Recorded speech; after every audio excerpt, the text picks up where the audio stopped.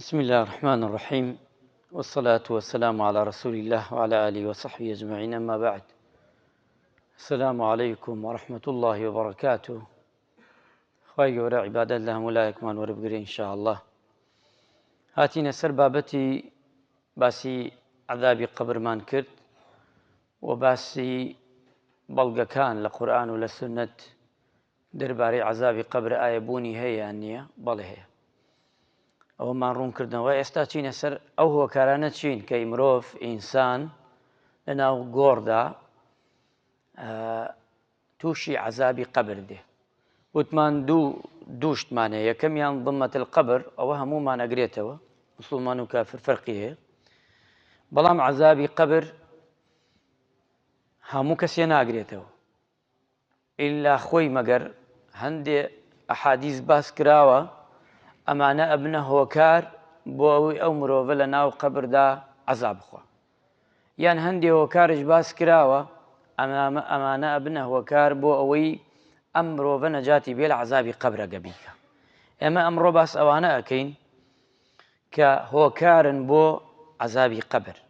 بۆی سزای ناو گۆڕ، واتە لە ناو گۆڕا سزا بدرێت. یەکەمیان ئەوەیە ئەشرک والکوفر، یەکەم شریک قەراردان بۆ خوای پەروەردگار، و دووەمیان کەسێکی کافر. ئەم دوانە لە ناو گۆڕدا چیە بێ؟ سزا درێن، چونکە خوای پەروەردگار ئەفەرمێ ئین الله لا یغفر ئەن یوشرەک به ویغفر ما دون ذلك. یعنی خوای گەورە لە هەمووی گوناح خۆش ئەبێ، بەڵام لە چی خۆش نابێ؟ لە شرک. کە لە شرکش خۆش نەبوو واتە مسۆگەرێکە ئەو مرۆڤە ئەو ئینسانە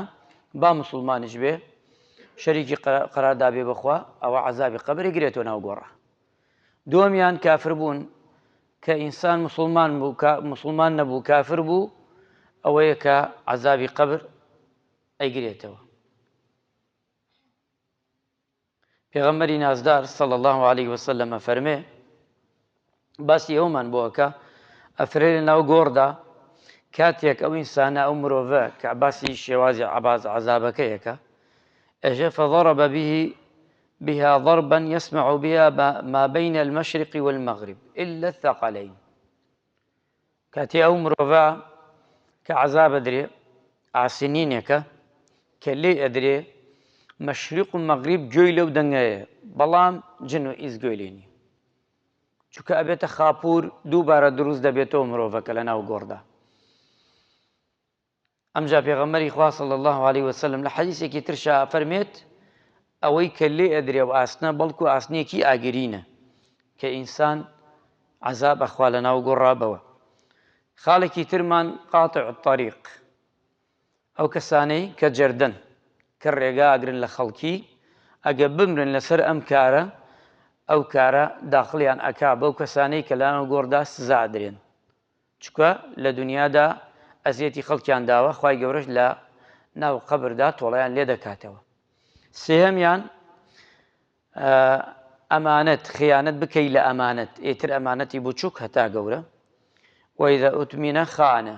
کە پێغەمبەری خوا فەرمی عەلەیهی سەڵات وەسەلام ئەگەر خیانەت بکەی هەرچی ئەمانەتێکی بچووک هەتا گەورە لە ژێر دەستا بێ،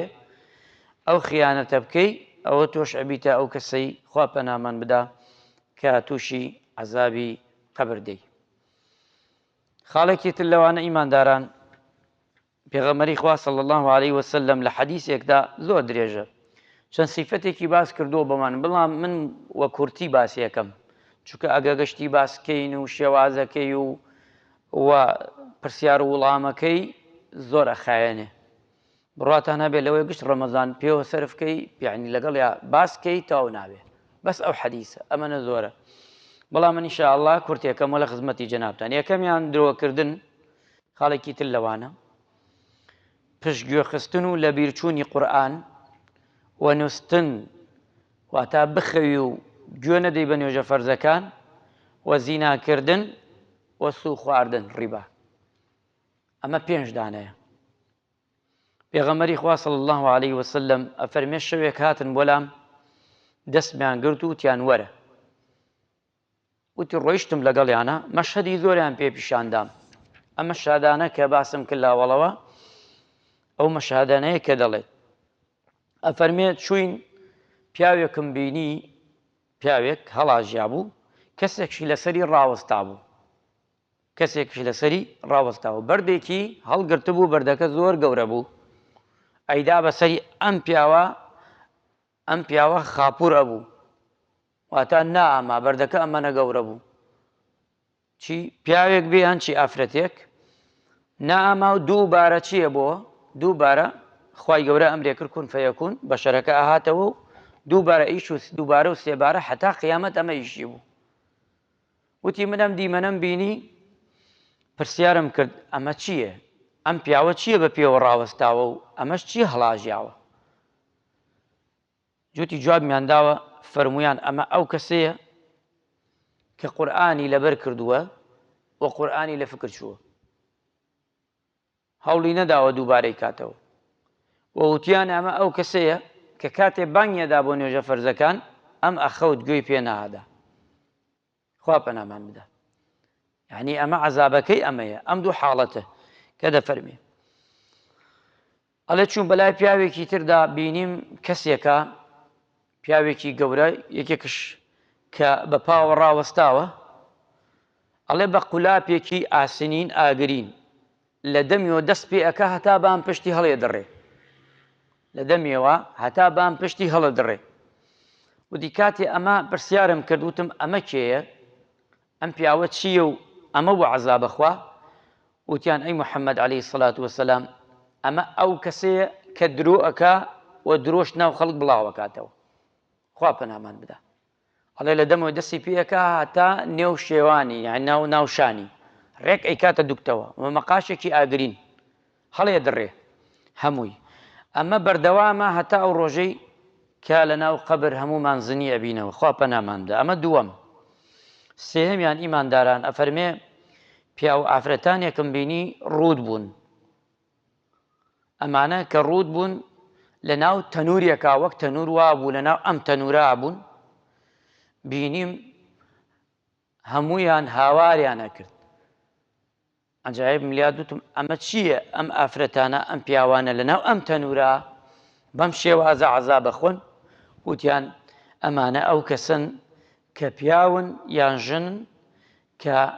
کەلپەل نییە لە بەریانە واتە چییە بە تایبەتی ئافرەتەکان کە حیجاب نین پۆشتە نین وە پیاوەکانش کە لەو بابەتەن و لەگەڵ ئەو بابەتان و خاڵێکی تر ئیمانداران ئەو کەسانن وتی کۆمەڵێکی ترم بینیە پێغەمبەری خوا صلی الله علیه وسلم کۆمەڵێک ترم بینیە لەو کەسانە کە لە ناو بەحرێکی ئاوا کە مەلەوانیان ئەکرد کە کاتێ من ئەمانەم بینی ئەو بەحرە بەڵکو بەحرێکی خوێنایی بوو ئەوانە کێ بوون ئەفەرمێ کاتێ بینیم ئەمانە ئاوا بەو شێوازە پرسیارم کرد پێغەمبەری خوا صلی الله علیه وسلم پرسیاری کرد ئەوش جوابیان داوتیان ئەی پێغەمبەری خوا صلی الله علیه وسلم ئەمە ئەوانن ئەو کەسانن کە خراپە و خراپەکاری ئەنجامەدەن ئەڵێت ڕۆیشتین چەند سیفەتێکی تری باس کردووە چونکە لە خاڵەکانی ترتادێ ئیماندارن و کەسێک ئەفەرمێ ئەو کەسانش کە سویان ئەخوارد ئەفەرمێ پێنجەمی ماوە ئەوانە کەسانێک بوون کە ئەمبینی شتانێکیان ئەخوارد ئەفەرمێ ئەم کەسانە سزا ئەدران بەوەی کە گۆشتی چاک لە بەردەمیان بوو خراپیش لە بەردەمیان بوو خراپەکەیان هەڵبژارد وتی کەسێک ترم بینی لایەکی زۆر جوان بوو لایەکی زۆر ناشرین بوو پیاوێک ئافرەتێک پرسییم ئەم پیاوە بۆ وایە ئەم ئافرەتە بۆ وایە وتیان ئەمە ئەو کەسەیە لێ تێک چووە کردەوەی خراپە و پاشەی تێکەڵ کردووە هەرچی بێ تێکەڵێکە ئا خۆمانێژین چێشتی مجەوەرە هەرچی بێ ئەم شخصە لە هەرچی شوێنێ چاک بێ ئامادەیە لە هەرچی شوێنێ خراپ بێ هەر ئامادەیە هەمووی کردێتە یەکا کۆی کردێتەوە بەرەو قیامەت ئەیبا و ئەی پێچێتەوە ئەڵێ لایەکی جوانە ئەم مرۆڤە لایەکی کە ناشرینە خوا پەنامان بدە ئەڵێ دوایەوە ڕۆیشتم ماڵێکم بینی ماڵێک ئەم ماڵم بینی زۆر جوانە وە گەورەیە دوو ماڵم بینی ماڵی یەکەم وتیم ئەم ماڵەین کێ وتی ئەمە ماڵی ئیماندارانە ماڵی دووەمم بینی وتیان ئەمە وتم ئەم ماڵەین کێ وتین شەیدانە ماڵەکە زۆر جوان بوو ئەمجا دوایەوەش ئەفەرمێ پیاوێکی گەورەم بینی لەگەڵ کۆمەڵێ مناڵە پرسیارم کرد ئەو پیاوە باڵا بەرزە کێ ئێمە وتیانەوە ئیبراهیم عەلەیهی سەلام ئەی ئەم مناڵانە چین وتی ئەم مناڵانە ئەو مناڵانی مشریکەکانن یا موسڵمانەکانن کە بە مناڵی وەفاتیان کردووە و لای نەبی ئیبراهیمە عەلەیهی سەلام یان لای کوڕەکەی پێغەمبەری خوایە صلی الله عەلەیه وسەلەم بە مناڵی وەفاتی کردووە خاڵێکی تر لەوانە ئیمانداران زمان پیسی گواستنەوە قسە لە نێوان خەڵکیدا و خۆنەگرتن لە سەر ئاو یعنی خۆت نەپارێزی دوو لە ڕووجەنابتان لە میس ئەمسیانە پێغەمبەری خوا صلی الله عەلەیه وسەلەم فەرمووی ئەم دوانە عەزاب ئەدرێن ئینەهوما لەیعەذیبان وما يعذبان في الكبير يعني لەسەر شتێکی گەورە عەزاب نادرێن لای خەڵک زۆر سادەیە شتێکی بەسیتە وتی فەرمووی ئەمما ئەحەدهما فەکانە یەمشی بالنەمیمە یەکێکیان کە عەزاب ئەدرێن ناوگۆڕا لە بڕی قسە دێنێ قسە ئەبا ئیماندارن یەکێکی تر لەوەی ئەبێتە عەزابی قەبر ئەوەکەی تریان چی فالآخر فكان لا يستتر من البول واتا خوي ناگرێتەوە خۆی پاک ناکاتەوە ئەچێتە سەر ئاو بە تایبەتی چی پیسی بێ بە تایبەتی دوو لە ڕووجەنابتان مێز کاتێک چیتە سەراوە بێ ئاگای لە خۆت بێ بە جوانی خۆ پاکەیتەوە پەلە مەکە چونکە ئەمە عەزابی قەبری لەسەرە بەس یەکجا شوانە تۆ نەبشتە سەر ئاو محتەل بی خەڵکێک تریش محتەل بکەی ئەو شنە نە زیادڕەوی تیا بکەی نە ئەوەش بێ کە بە جوانی خۆت پاک نەکەیتەوە ئەمما ئەحەدهما لە حەدیثێکی تردا هاتووە ڕیوایەت فەکانە یەغتاب الناس واتا باسی خەڵکەکە باسکردنی خەڵک یەکێکی تر عام العذاب القبر في البول زۆرینە ئەڵێ لە عەزابی قەبردا لەسەر پاکی و پیسیە کە خەڵکی لەسەر پیسێتی عەزاب ئەدرێ